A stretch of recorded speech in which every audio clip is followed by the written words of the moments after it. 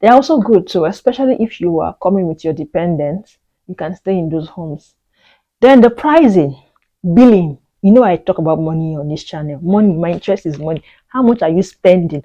How much are you making after spending? What is your saving that you're saving from it?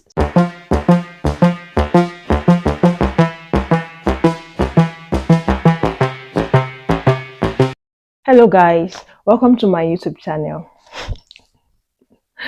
And today on this channel, I'm going to just talk about how to get a house and accommodation in the UK. Make it short, make it clear and simple. I don't have time to waste. If you're new here, please subscribe. This is a new channel and it means a lot to me that people are watching and people are subscribing. Thank you so much for subscribing. It's a lot. I know it's a lot to just click on that button. I know it's a lot, but thank you. So finding a house in the UK as an international student, as a married man with a family, as a married woman with a family, can be really tasking. I'm going to show you the best ways to get a house and to really explain how it is, how houses here work. Before I start, I would like you to know that the cost of housing depends on where you stay. Look at that map.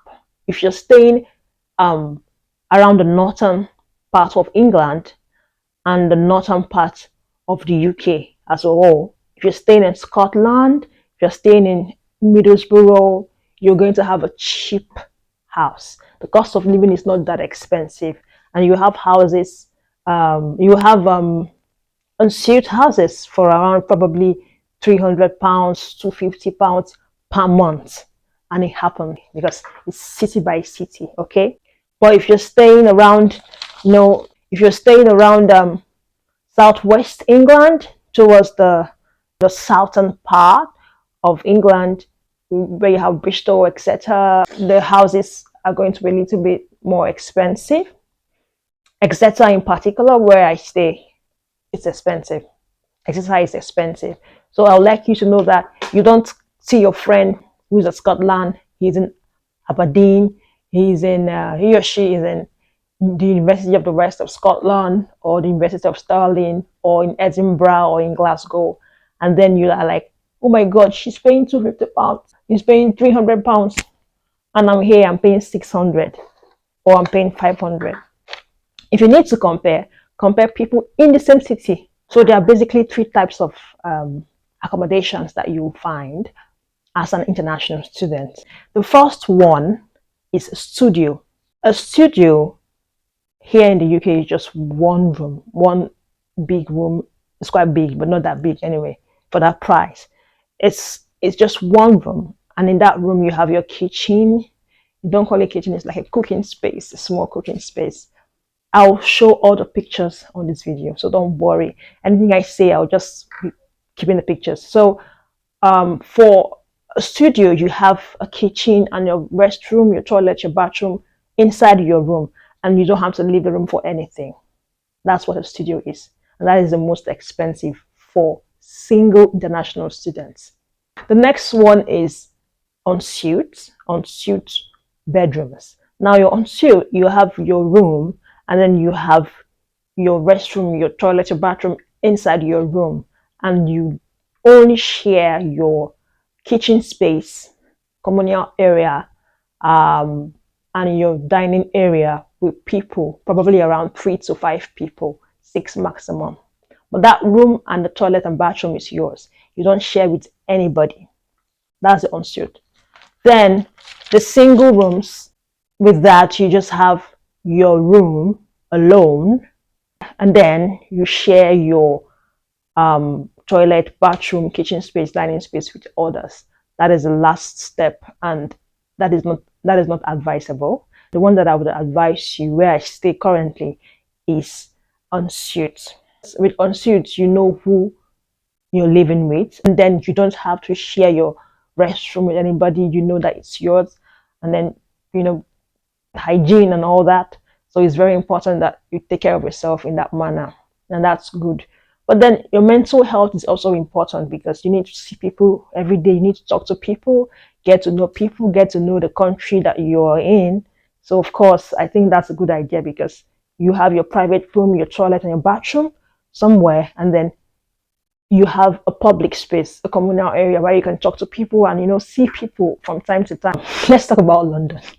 In fact, before you even start applying for universities, if you're sponsoring yourself, if you're really paying your school fees, coming to the UK to study, don't come to London, except the best, the school that you think is, except the specific course that you want to do is in a university in London, except you cannot find that course anywhere else. People just equate popularity with quality, actually. Just like you say New York or Washington in the US. It's not a big deal. The houses there are just expensive for nothing. You see houses in London from 600 to 700 pounds per month as a student. How much do you get from your parents? How much do you earn from working as a part-time student? Can you save?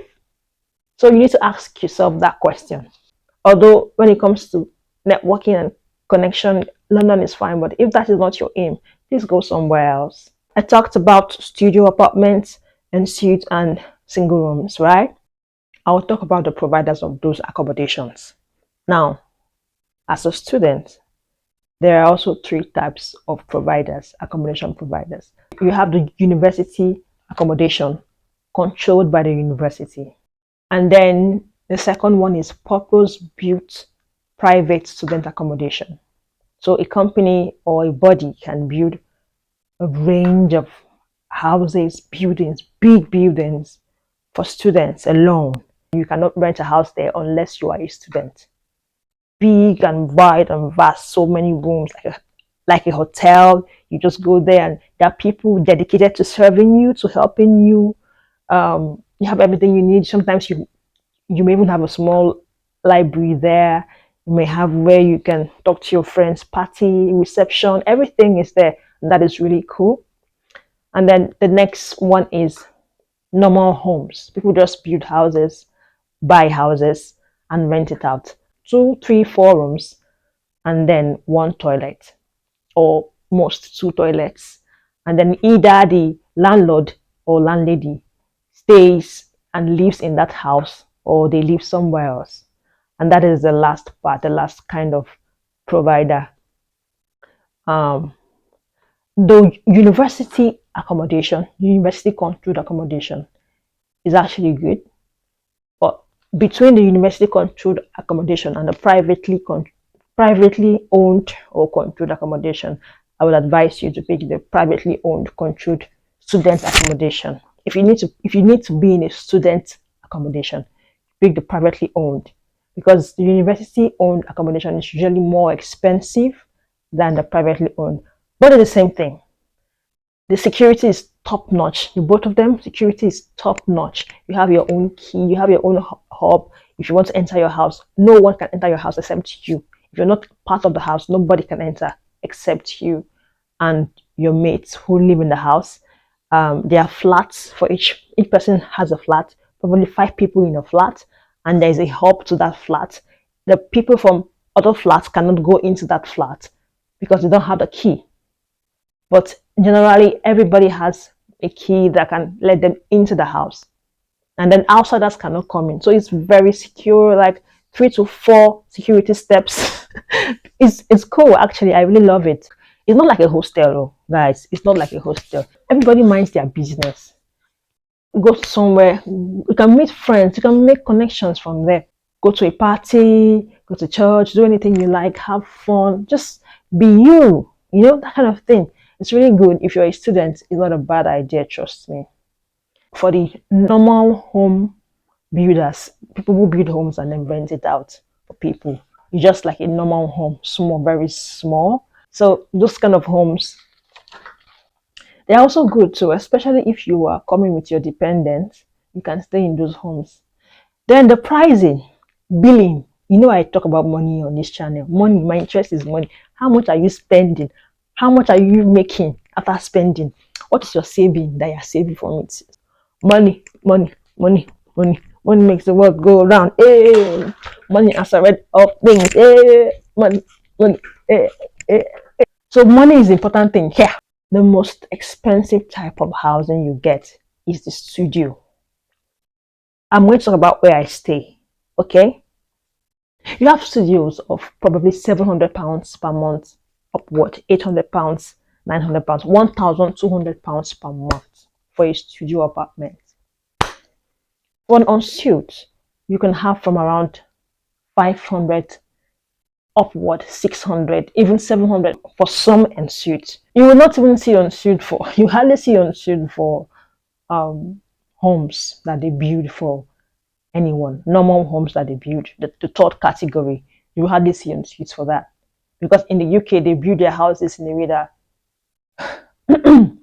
you share your restroom, you share it, and I don't really like it. Most of their houses are old, and then but they maintain it. Maintenance here is top notch. I've never seen such before. You see a house, an old house, like ancient. When I mean ancient, 1800s, an old building. But if you enter inside, it's not old at all. They have maintained it like no. Forget about the house being old. Enter inside and you show that it's cool and it's maintained and it's nice. That's what is most important. So the last category of the home, the normal home built for just anyone, you can have it if you're just it's just one room. If you're just alone, you can have it for probably 350, £400. It depends. Now I'll give you the disadvantages of each of them. Disadvantage of a university accommodation or a privately owned student accommodation is that it's expensive, yeah. But then there's another disadvantage. The second disadvantage is that they have a contract and it ends and it starts and ends at that time. You can't say, I want, give me another month, just give me one more month. You can't be flexible. I'll explain. The university student accommodation or the privately owned dedicated student accommodation, the contracts usually, the contracts are around, let's say, August to August. August 2022 to August 2023. Full stop. You can't do August to September, August to November, August to, they happen like that. If you want another year, you can ask them for another year. That's 2 years, August to August 2024. But you can't say August to September or August to November 2023. It's not gonna work. It doesn't work that way. Understand that if you are staying in a student's accommodation, whether privately owned or university owned, you're going to hurry up to get another place by the next August or by the next July. Some of them are not even up to 52 weeks. Some are just 49, 42, 43, 44, 51. So it's funny because you start looking for another house, and then if you don't find another house very quickly, you can just be homeless like that. You be homeless in Jesus' name. Don't mind me. It happened to me anyway. So as a student, if that is your aim, you need to know that you need to get somewhere else early and start planning towards it, okay? Then for the normal purpose-built homes, the third category that I talked about, the disadvantage is that sometimes if you're living with a landlord, the landlord might start giving you wahala. It happens everywhere, even in Nigeria, anywhere. If you're living with your landlord, and it's not like in Nigeria where you have your own room, your own side. This one is, first of all, it's a small building. The UK as a country is small, so the houses are small and the rooms are smaller. Kitchen, everything is small. The only thing is, if you're staying in a student accommodation, you have bigger environments because they built it for students, so it's going to be different. So when I mean bigger environment, I mean the kitchen, the living space is quite big. You're staying there, you could be living with the landlord, and when you live with such persons, they might start making rules. Some of them are nice, but not all. And then you could be living with other people too, very different people from what, because first of all, some are professionals. For example, you can have 5 people living in that house. very small house, very small space. Remember, and one is a medical doctor, and the other one is a warehouse operative, and the next one is a pharmacist, and the next one works in one restaurant like that. And you are a student. It's just scattered, and some of them might have square in their brain. You know what I mean? Some can be white, some black, some brown, some yellow, pink. Everybody just there anyhow. Some will just stay like this and not talk to you. Some will never talk to you. Some will just be keeping face. Yourself, it's just somehow. It's something that you have to live with and you have to share with them, because you share the toilet with them. And if it's a student accommodation that you're sharing that thing with, at least you can talk with them. You can say, okay, guy, can you just help to clean this up? Or if you're staying with someone in a shared place, they might just decide not to clean and you'll be the only one cleaning. I mean the um normal, the last category, normal built homes. Some of them will just never care, but they'll use the toilet with you, and it's really tiring. So if that's not what you want, please, if you're a student, go for student accommodations, please. Then let's talk about married people. Married people in the house. You're married and you're coming to the UK. Okay, okay. If you can afford it, I would advise you to get a 2 bedroom. If you have children, get a 2 bedroom accommodation. It's not going to be expensive, probably around £1,000 or £800. It depends on the area. Your wife is working part-time, you're working full-time. Assuming the both of you are coming, and then one person is working full-time and the other person is working part-time as the student. It's a nice idea.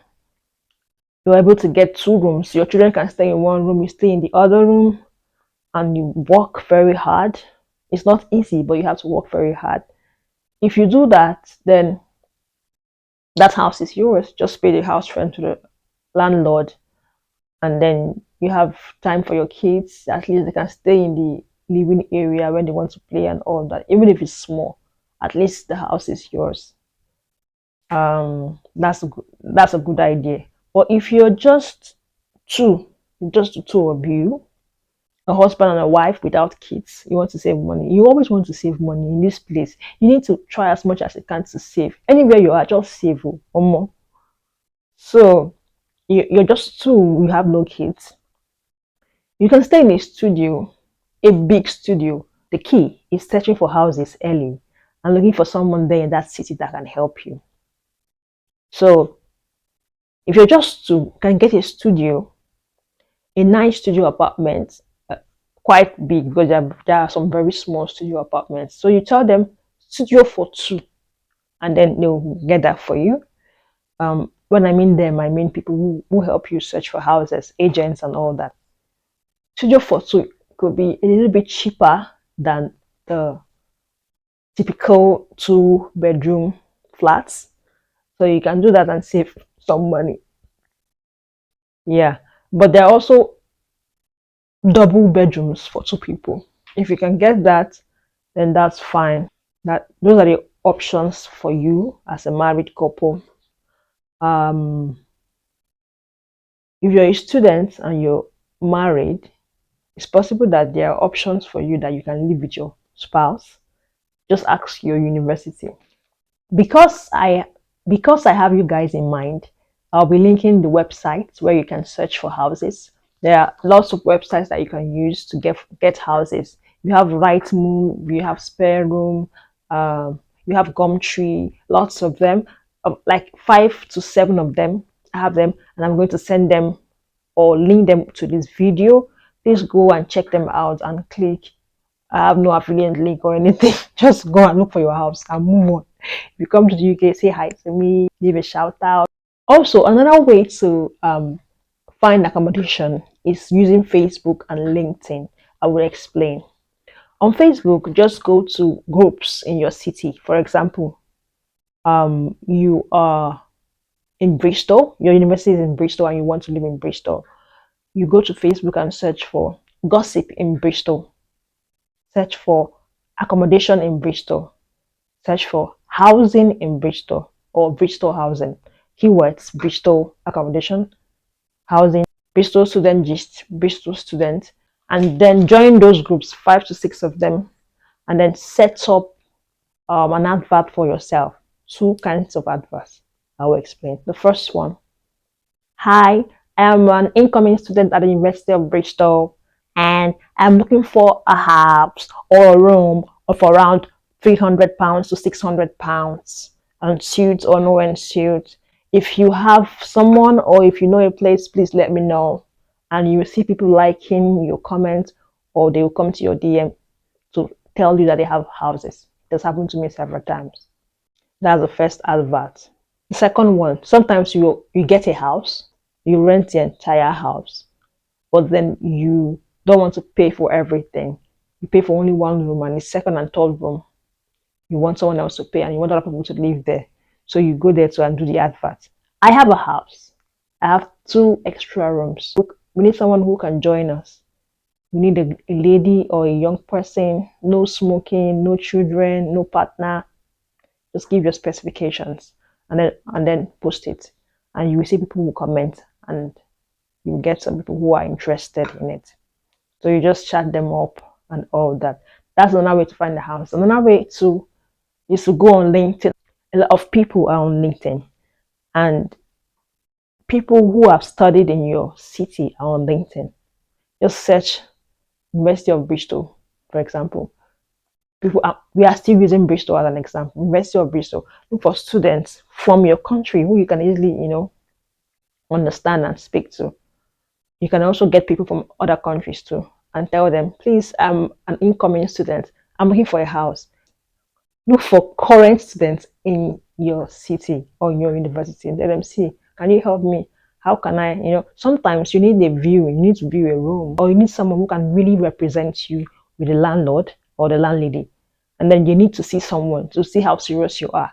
That person can stand in for you. I've stood in for some people before, and just help as much as you can. If you're in the UK and someone needs help them.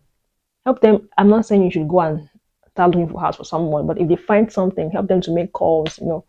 Most house owners, especially non-student purpose accommodations, are really skeptical about getting international people, and sometimes you need an extra push, or you need an extra performance just to let them accept you, because houses are hotcakes. So there are people that are looking for that house. So, guys, at this point, the cat next door, who usually comes to my house to spend the night and some days, came up during the YouTube shooting, and he came to scare me. I don't know, he didn't do it deliberately, but I was caught unawares and I was scared, so it really affected me emotionally.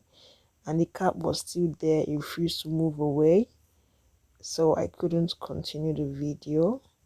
I'm sorry, guys. uh I just wanted to show you guys what really happened, what really transpired, because I couldn't say goodbye properly, and I had to just get out of that place. I'm scared of cats. Till next time. Bye.